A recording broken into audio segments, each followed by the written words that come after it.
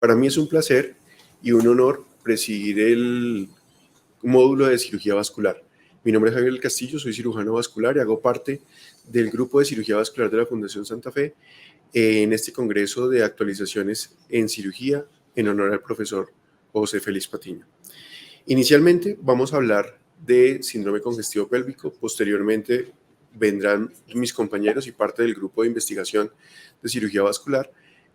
dando algunas charlas sobre algunos temas de interés en cirugía vascular y después terminaremos la charla con las dudas y las preguntas que puedan surgir con referencia a las diferentes charlas que vamos a dar. Entonces empezamos las charlas del módulo de cirugía vascular con el síndrome congestivo pélvico. El síndrome congestivo pélvico como tal nace del diagnóstico de varices pélvicas en mujeres con dolores pélvicos crónicos. Vamos a empezar con unas generalidades, vamos a una definición, después hablaremos de la fisiopatología, el diagnóstico y el tratamiento final. Las generalidades, empezamos hablando de que inicialmente se diagnosticaron y se hicieron unos síntomas asociados a la circulación venosa pélvica y periovárica, periuterina, y esto empezó con dolores pélvicos crónicos en mujeres que, aparte del dolor, presentaban varices en miembros inferiores, algunas varices a nivel de la vulva y los genitales.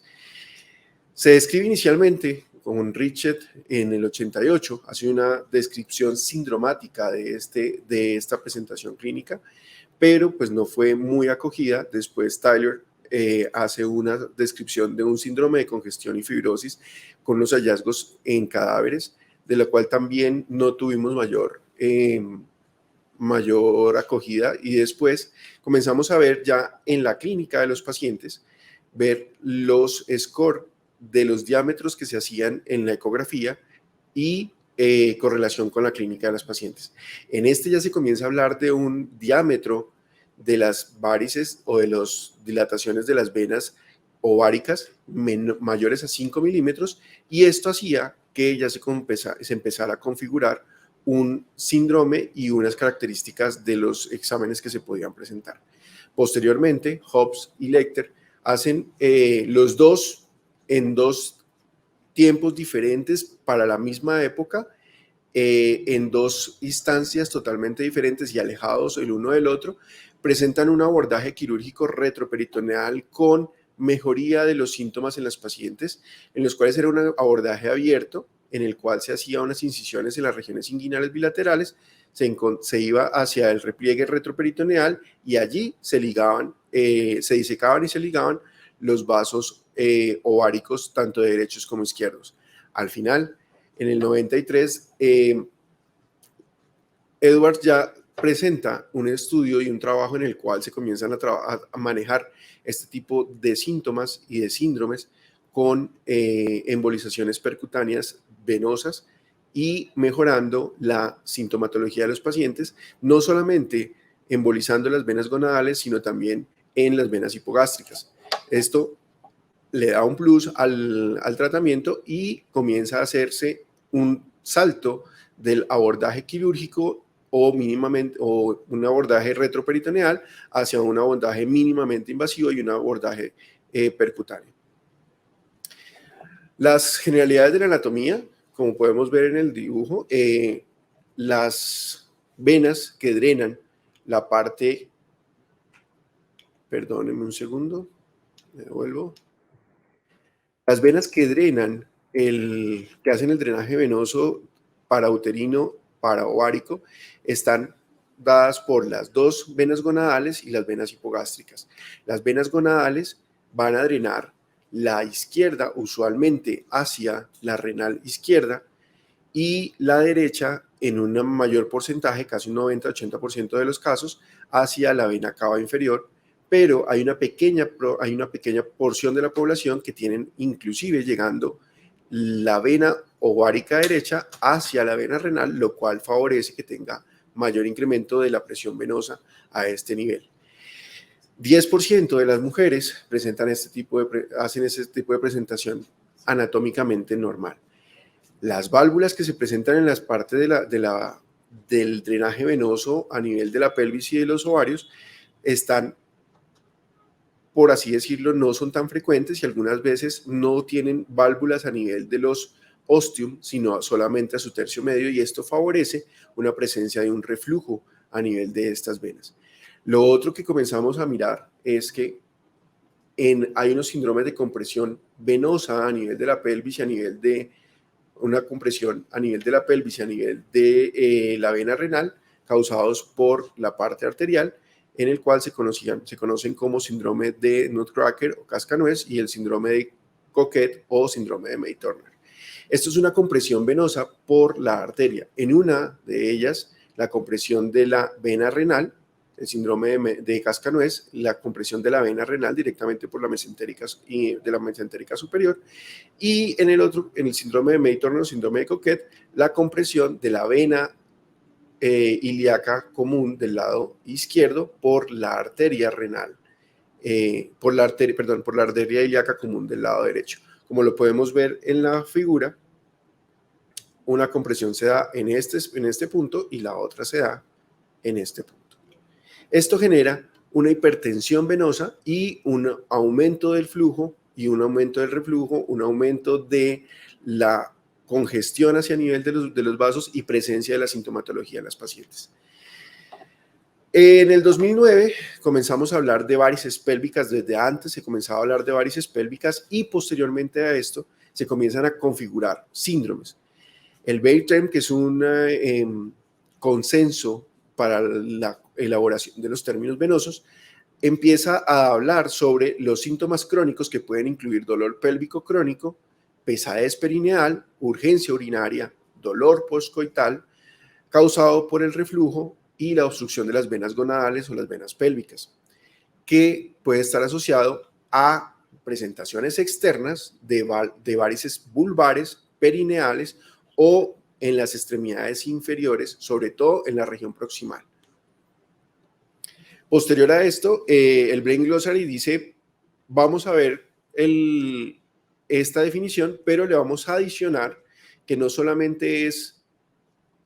el dolor y la dispareunia, sino también el disconfort causado durante el día por posiciones de bipedestación o posiciones de sedentarismo persistente. Esto hace que no solamente tenga el dolor en la parte inferior de la pelvis, sino también dolor en las piernas. Asociado también a esto, comenzamos a hablar de dolores a nivel de los miembros inferiores y de la claudicación venosa. En el 2019, la Unión Internacional de Flebología viene y revisa nuevamente el significado de las varices pélvicas y el síndrome congestivo pélvico y dice, volvamos otra vez al término del BEIRTEM, a la clasificación y a la definición que había dado el BEIRTEM, y digamos que no solamente es la parte de la congestión pélvica, sino que también presenta, en este caso, la evidencia de una dilatación causada por las compresiones o el hiperflujo a nivel venoso que consideran se puede dar con el diagnóstico ecográfico y se ven en varices, en venas dilatadas de más de 5 milímetros. Al final, el año pasado, el 2021, hay un consenso a nivel de todas las organizaciones, tanto de radiología como de cirugía vascular, como de la parte venosa, y hablamos de que se discriminan los síntomas renales, se asocian los síntomas renales a las definiciones previas, se asocian también dolor pélvico crónico, síntomas extrapélvicos, es decir, hablan de claudicación venosa en los glúteos, en las piernas, en los muslos, y dicen que hay que hacer una clasificación basada en los síntomas, la presencia de varices y la fisiopatología. Ya vamos a hablar ahorita de la fisiopatología de este tipo de síndrome. El síndrome de congestión pélvica, ellos lo dicen que deberíamos ya dejar de ser solamente un síndrome de congestión pélvica, sino asociarlo a el síndrome de May-Turner o de Coquet y al síndrome de Nutcracker, haciendo que estos tres síndromes o estas tres presentaciones clínicas se unan en uno solo y proponen la nomenclatura de desórdenes pélvicos venosos, que es como lo último que tenemos en este momento de la propuesta hacia cómo debemos referirnos sobre el síndrome congestivo pélvico. La fisiopatología en este momento no está muy clara, pero lo más aceptado es que es una fisiopatología multifactorial. Entre ellas, las causas que pueden ver ahí descritas, la mayor causa y la que tiene mayor importancia es el embarazo. Mujeres multíparas presentan mayores dilataciones a nivel de los vasos venosos de la región pélvica y la región parauterina. Hay una historia genética, hay estudios como tal que describen la conformación genética y la historia familiar, tanto de mujeres hacia atrás como mujeres hacia adelante, en el caso de una paciente que presenta varices pélvicas. Hacen un recorrido familiar y encuentran síntomas asociados al síndrome de congestión pélvica, tanto en antepasados como en de pronto personas que hasta ahora están empezando en edad reproductiva. La parte hormonal, los estrógenos producen un aumento de la secreción de óxido nítrico, por lo cual aumenta la dilatación de las venas y esto incrementa la disfunción valvular, dando así un aumento del flujo en las venas y un aumento de la hipertensión venosa que se presenta a nivel de las venas paraováricas y parauterinas. Como lo venía diciendo, el embarazo es una de las causas fundamentales de esto. Puede incrementar hasta 60 veces el flujo a nivel de las venas durante el periodo del embarazo y aparte de eso, pues tenemos un útero grávido que causa una masa que hace compresión y presión sobre las venas, aumentando la presión y la hipertensión venosa en estos casos. La hipertensión venosa, igual que la hipertensión arterial, produce un aumento del incremento, produce un incremento en la matriz de las metaloproteasas a nivel de la pared arterial, de la pared venosa, aumentando la rigidez en ella, disminuyendo la capacidad elástica y produciendo una disfunción valvular y una hipoxia local y una hipertensión venosa y un éstasis venoso a nivel de la pelvis y a nivel de los vasos paraováricos y parauterinos. La presentación clínica, mujeres en edad reproductiva, con dolor pélvico crónico, dispareunia, que es el dolor al iniciar las relaciones sexuales, el dolor postcoital es un dolor punzante, que en muchos de los casos, mujeres con pareja sexual estable, disminuyen la frecuencia de sus relaciones sexuales, inclusive llegar hasta el punto de abolir las relaciones sexuales de su vida, y esto en general es un problema serio en su mecánica familiar. Las varices atípicas que se presentan a nivel de la cara anterior, sobre todo de la accesoria anterior del muslo o de la accesoria posterior del muslo, en la cara interna medial del muslo y con varices ascendentes que van a ser las varices vulvares, vulvovaginales, en la cara anterior y en la cara media del muslo. También vemos la parte posterior, que ahí se organizan varices atípicas, varices a nivel de los glúteos, y si uno va y examina mejor a la paciente, en la parte suprapúbica también puede encontrar hay varices que nos van a hacer pensar en que la paciente puede tener un síndrome congestivo. Asociado a la presentación clínica que podemos ver al examen físico y dolor, podemos empezar a pensar en un síndrome congestivo pélvico. Y si aparte de eso la paciente ya tiene previamente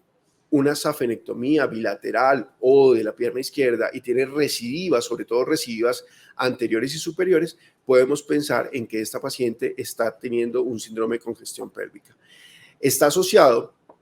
también a úlceras venosas en pacientes previamente tratadas,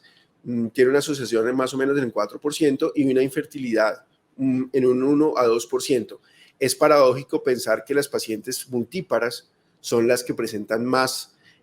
dolor pélvico y esté asociado en un pequeño porcentaje a la infertilidad. El diagnóstico básicamente se hace con el Doppler pélvico. Es un Doppler que nos va a mostrar no solamente la dilatación de las venas, sino también nos va a mostrar el reflujo que se va a producir en las maniobras de Valsalva. Este es como el primer abordaje y lo que nos va a dar realmente el diagnóstico de la paciente.